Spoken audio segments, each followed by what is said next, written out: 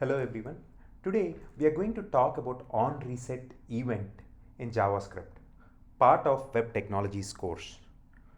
The onReset event in JavaScript is triggered when a form is reset, either by the user clicking on the reset button or by using the form.reset method.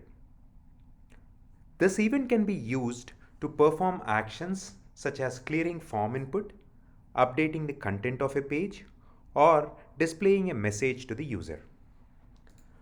For example, you can use the onReset event to clear all the input fields in a form when the user resets it. In this example, the onReset event is attached to the form element with the ID myForm.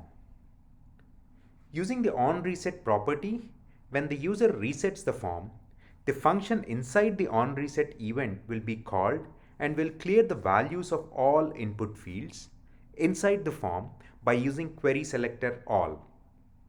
To select all input fields and using the for each method to loop through them, then setting their value to empty. You can also use the add event listener method to attach the event.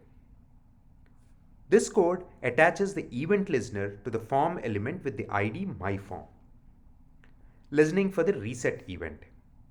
When the user resets the form, the function inside the add event listener method will be called and will clear the value of all input fields inside the form by using query selector all to select all input fields and using the for each method to loop through them, then setting their value to empty.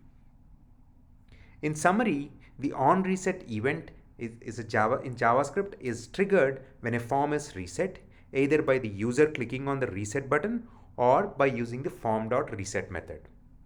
Hope this was helpful. Thank you for watching.